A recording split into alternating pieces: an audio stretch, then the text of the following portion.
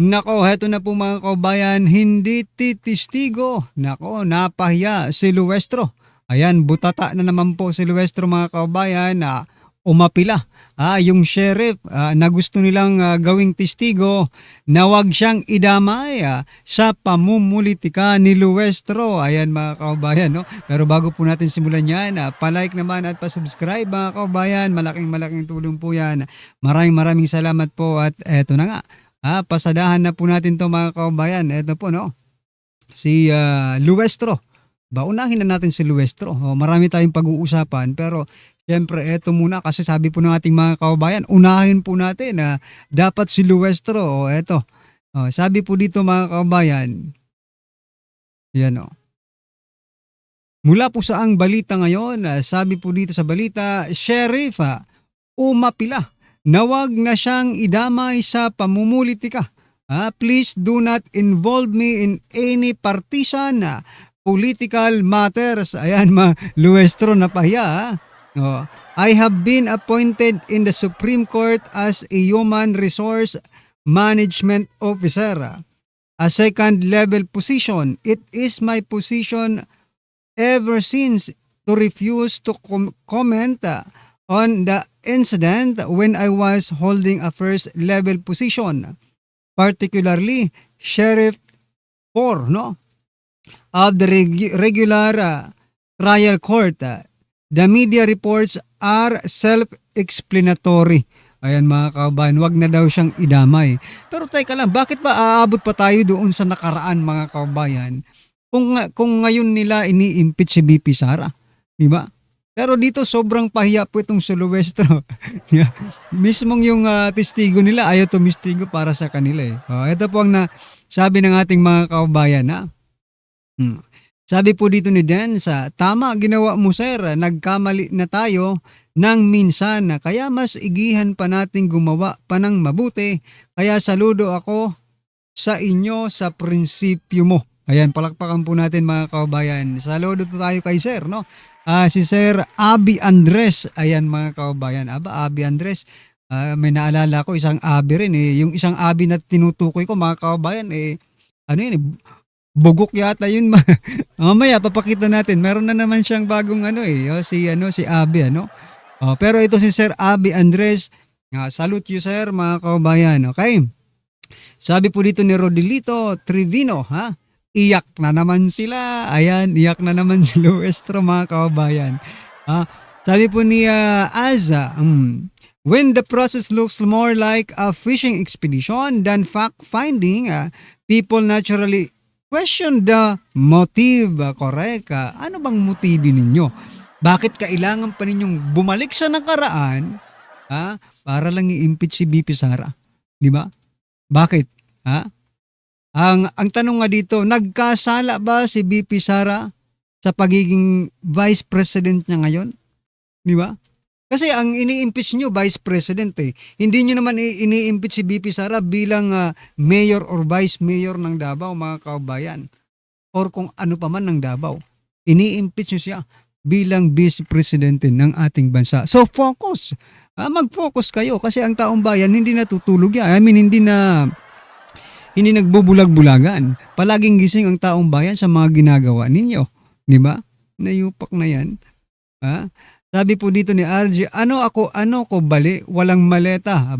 Pwede rin, pwede. Sige wala kasi maleta, bigyan nyo ng maleta para tuloy testigo. Aray ko, pero ewan ko lang pero di natin masabi. Baka rin, di ba?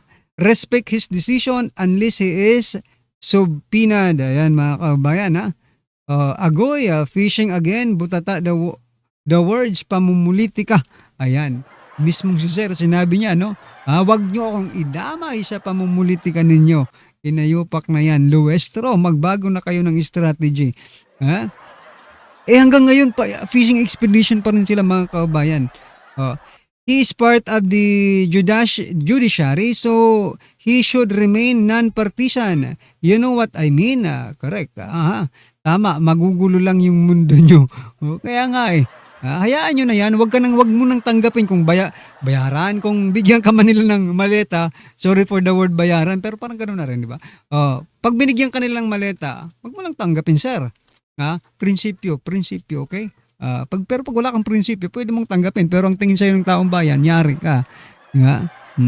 Sabi po dito ni Maka, Luestro, walang pilitan. Ayan, wag niyong pilitin yung tao. Tama nga naman. Anyway, ano pong masasabi niyo dyan mga kababayan dito po sa pagtanggi? Na wag siyang idamay sa pamumulitika ng kampo ni Luestro. Ayan, just comment down below mga kababayan at ito. Siyempre, pasadahan din po natin to mga kababayan. Itong si Auntie Claire, no? Ito, panoorin muna natin to. Para good vibes na naman tayo dito kay Auntie Claire mga kababayan. Ito pa. Si Auntie Claire, pasok ka. Sound. Ni Pangulong Marcos Jr. ang napakalaking utang na nakuha ni dating Pangulong Duterte. At ito'y napabayaan di umano dahil sa mga pang-aabuso sa Farmally at sa mga ghost projects noon ng Build. What? Ghost project ng Build mga kababayan. Meron bang ganun? Sa panahon ni former President Duterte, lahat po ng build. Hindi po ghost, mga kababayan. Ako, makasaksi po ako niya kasi dito, mayroon sa aming project dito, airport. Hindi ghost. Ngayon, nagagamit na. Maayos, mga kababayan. Ano ba ito, Auntie Claire? Saan niya ba napupulot itong mga impormasyon niya? Di ba? Mayroon bang build na ghost project, mga kababayan ng Duterte? Sige nga, patingin ng isa. Kahit isa lang, kahit kalahati lang. Na isang ghost project na build ni former President Duterte. Patingin nga, Claire Castro, kahit kalahati lang, no? Hirap sa'yo no? Sa sobra mong pagkatanggol kay kay President Bongbong Marcos Jr., nagmumukha na kayong tanga. Di ba? Ito sabi po ng ating mga kababayan. Pakinggan natin to. Ito para sa iyo, Claire, baliw ho. Ano ba itong mga post na ito? Lingan natin. Shut up! Shut up! That's why I lost my temper, Mr. Chairman. Public Estates Authority is worlds apart from PhilInvest or whatever it is that he was mouthing. It implies that I was a member of the board of directors of a private company I have never been... Yan, nagalit na siya, no? Shut up! Shut up daw. Nagalit na si Ma'am Miriam Santiago yun, sabi po ni JC, di siguro to nagpa-vaccine. Oo nga. Hindi siguro to nagpa-vaccine. Ganyan siguro ang kayo, nabakunahan ba kayo noong COVID? Kasi baka hindi ito nabakunahan si Claire Castro, mga kababayan, Di umano. So, chismis lang, hindi ka sigurado. Correct, di ba? You are telling the media, the mainstream media, tapos sasabihin mo, di umano. Wow naman, di ba? Tapos pag mga vlogger po ang magsalita, cyber libel agad. Cyber libel agad ang hinayupak. Putik yan. Sabi po dito ni Aaron, malala na sakit nito sa utak. Aray ko. Kahit pagpatay kay Lapu-Lapu, kasalanan pa rin ni Duterte. Correct. Wala tayong magagawa dyan. Yan po si Auntie Claire. Diba? Lumaki ang utang dahil kay Duterte, dahil sa ghost project na mga build. Sino maniniwala sa'yo? Tanga lang ang maniniwala sa'yo. Anyway, ano pong masasabi nyo dyan mga kababayan? Just comment down below. At eto, pasadahan din po natin to mga kababayan, no? Ito pa. Sinabi ni Auntie Claire, di ba kahapon nagpa-press briefing si Auntie Claire? Okay. Ito pong naging komento ni Attorney Edward Chico. Sabi po dito ni Attorney, sabi ni Attorney dito, nagpatawag si Auntie Claire ng press briefing para linawin na ang above 15 ay below 16. Above 15 is below 16, no? Ay nako.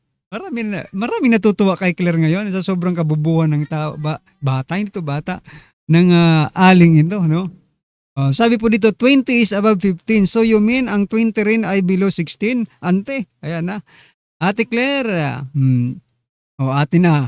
Ang galing mo talaga. Ang sabi po niya, ni Jerry, ang galing mo, Ate Claire. Outside the head, inside the brain. Yun na nga. Tama naman siya, kaya nga ang 18 ay hindi 19, correct, 'di ba? Correct naman talaga si Auntie Claire, pero sobrang ay nako, busy po ang sambayan ng Pilipino, pero nag-e-enjoy naman, pero busy po ang mga media natin tapos yan lang ang sasabihin mo, aray ko po. Wow, very educational, correct. Ilulusot nyo pa, above 15 na nga oh, 'di ba? Anyway, yan po ang komento ng ating mga kababayan patungkol diyan. Gusto ko lang i-share kasi natutuwa tayo kay Claire eh. Aba, eto nga, tingnan natin. Oh, ito si ano? Ito na lang si Senator Amy Marcos. May pasabog si Senator Marcos eh. Ay, sabi po dito ni Senator Marcos, mga kababayan, kung hindi pa po ninyo nababasa, ako na po magbabasa, makinig lang kayo mga kababayan. Sabi po dito, totoo na. Walang may gustong mag-serve ng arrest warrant laban kay Senator Marcoleta. Aba, bakit kaya? Nag-aaway-away sa krame at walang gustong mag-serve ng arrest warrant. Ayan ang totoo, sabi po ni Senator Amy Marcos. Aba, bakit ayaw nilang mag-serve? Baka natauhan na yung iba dyan, mga kababayan, di ba? Ayaw na magpadala kay Matibag. At saka kay Ombudsman, di ba? Baka sa iniisip-isip nila, di ba? Bakit namin naaarestuhin 'yan? Di ba? Bakit kami mag-serve ng diyan ng arrest warrant? Masyado niyo nang pinupolitika, di ba? Hindi na kayo nagtatrabaho. Wala namang ginawa si Senator Marcoleta. Sabi nga dito ni Senator Amy Marcos, eto basahin natin nagustuhan ko yung sa huling sabi niya ito. Ito. Sabi po dito, kung sakasakali pong ituloy nila ang pag-arrest, kay si Senator Marcoleta pala yun eh. Ito. Nauna nang lumabas sa mga ulat na posibleng arestuhin Senator Marcoleta kaugnay sa reklamong plunder at indirect bribery, no? Na may kaugnayan sa umano'y hindi dideklara ng campaign funds. Gayunman, wala pang posisyon na kumpirmasyon mula sa otoridad hinggil sa pag-issue ng arrest warrant. Sabi po dito ni Senator Amy Marcos, nako, eto ang sabi nila, plunder. Ewan ko kung paano naging plunder, wala namang government fund or government money na involved. Oo nga kasi nga po, campaign funds, mga kababayan. Paano naging plunder yun hindi naman galing sa kaban ng bayan, kundi sa isang private citizen nang galing yung campaign funds. For example na lang, di ba, na ginamit ni Senator Marcoleta. Paano naging plunder yun? Wala namang siyang nilustay na pera galing po sa gobyerno. Tama itong analysis ni Senator Amy Marcos. Mas kasuhan nyo ng plunder, itong mga hinayupak na nagnakaw sa kaban ng bayan, dyan po sa flood control. Di ba? Mas matutuwa pa ang taong bayan kasi yan, mas accurate, mga kababayan. Mas hindi nyo linuloko ang mga sarili ninyo. Pero kakasuhan nyo ng plunder, wala namang involved na government fund. Dito tuloy sa flood control na trilyon ang involved. Government fund, taxpayers money, hindi kayo nagkaka-interest na imbestigahan. Aray ko po. Ito ang sabi po ng ating mga kababayan. Basa tayo ng comment kasi importante pong komento, no? Sabi po ni Doroka, believe ako kay Senator Amy, sasabihin niya sa taong bayan kahit pa man ikakagalit ng pamilya niya. Correct? Palakpakan po natin Sabi po dito, question, which court issued the warrant of arrest? Baka ICC na naman yan. Baka ICC, nayupak na yan. Sabi po ni Marikit, mag-aaway po talaga madam, lalo na kung wala naman warrant of arrest na hawak. Ayan. Huwag kang mag-alala, nandyan pa naman si si General Nicolas Torre. Baka si Nicolas Torre ang mag-serve niyan, mga kababayan, Dalawang dahilan lang yan. Una, inventong warrant, at pangalawa, baka sila ang makasuhan. Baka sila makasuhan kasi peke nga, diba? Or wala silang basihan, diba? Takot na lang ang mga ungas na yan sa INC. Aha. Baka pag yan nangyari pag-aresto kay Marcoleta, baka matuloy ang people's power. Tingnan na lang natin kung kayang banggain ni Bangag ang INC. Kasi pag lumargada ang INC mga kabayan, I think the other religions, no? Ay sasama na rin yan eh. Wala na tayong pakialam kahit anong kahit anong relihiyon na. Importante magkaisa mga kabayan, ano? Kung mas makapangyarihan pa yang mga nagpoprotekta kay Bangag kesa sa INC, no? Anyway, ano pong masasabi niyo dyan mga kabayan? Just comment down below. At eto, mayroon pa tayong isa dito eh. Eto si Ridon, no? Ito, pag-usapan din natin si Ridon mga kabayan.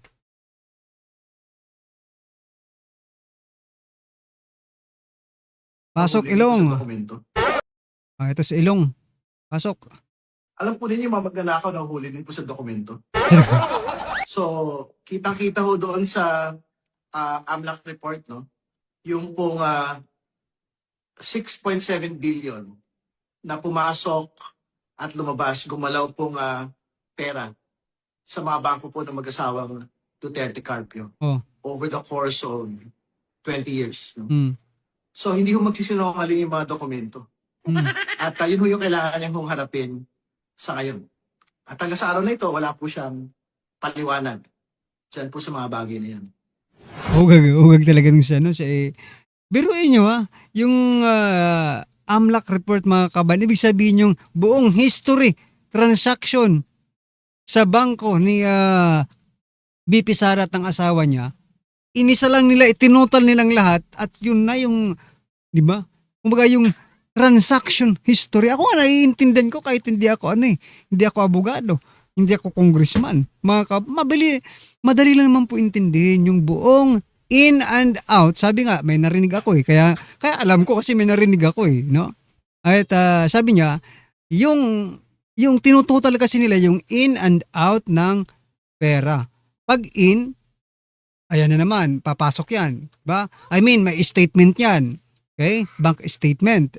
Pag out, statement pa rin yan mga kabayan. Yan po yung total nila mga hinayupak na yan. Kahit, for example lang, may 1,000 ka, gastusin mo ng 20 years pa in and out sa bangko mga kabayan.